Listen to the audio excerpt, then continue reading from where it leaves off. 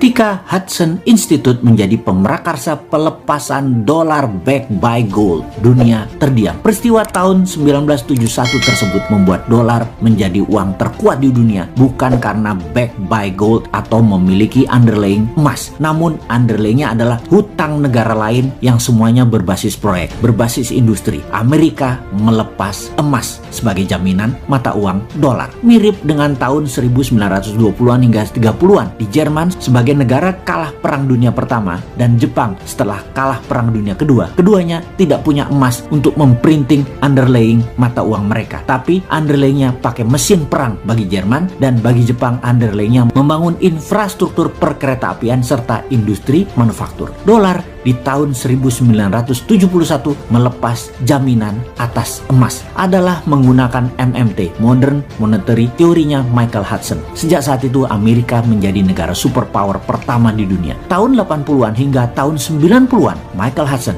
adalah guru besar yang mengajar di kampus di Peking University, di mana hampir semua petinggi politbiro yang saat ini menjabat di Tiongkok adalah murid beliau. Setidaknya mereka semua memahami hal yang sama, yaitu MMT. Sehingga di tahun 1989 pertama kalinya Deng Xiaoping ambil posisi ekonomi dengan mendemokratisasi uang renminbi pakai proyek underlayingnya. MMT dipraktekkan di Tiongkok sejak saat itu. Kedua negara tersebut saat ini menjadi dua negara besar. Yang satu, Amerika, sudah menjadi negara superpower, bahkan dengan kekuatan teknologi, paten, dan free thinking country terbebas di dunia. Amerika belum terkalahkan. Sebagai murid Hudson tidak langsung, karena saya hanya mengikuti buku-bukunya dan belajar dari muridnya Hudson, salah satunya belajar dari Stephanie Kelton, maka sejak 6 tahun yang lalu si Sontoloyo ini menyatakan akan membuat negara Indonesia menjadi negara sejajar dengan dua negara besar tersebut, dan di tahun 2045 akan menjadi negara terkuat di dunia di atas dua negara tersebut. Dan alasannya apa? Alasannya Indonesia memiliki 4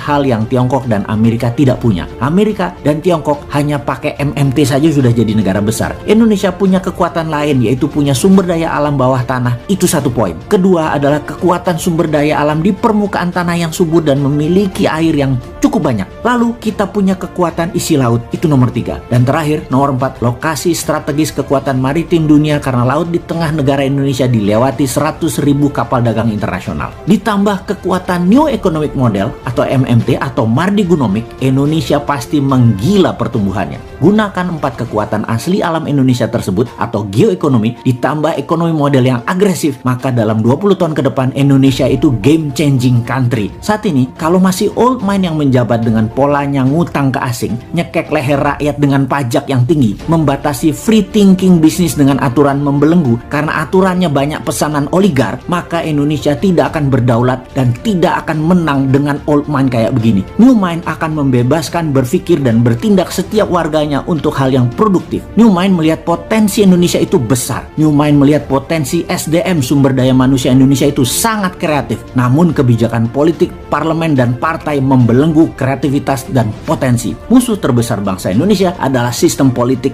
yang membatasi manusia berkompetisi berdasarkan prestasi dan potensi. Harusnya pilihan politik apapun yang diambil silahkan, tapi menjalankannya adalah mereka yang memiliki visi, potensi, dan kemampuan kelas dunia. Jangan sampai yang dekat dengan pejabat yang dipilih, tim pemenangan yang dipilih, yang memodali yang dipilih, buzzer yang dipilih, yang pinter nyenengin dirinya yang dipilih, yang melindungi dirinya dari pejabat agar selamanya berkuasa itu yang dipilih. Itu yang mendapat jabatan. Jangan itulah. Itu nggak ngurusi rakyat namanya, nggak ngurusi negara namanya. Makanya New Mind selalu bertanya, kok tahun 2024 lama bener ya?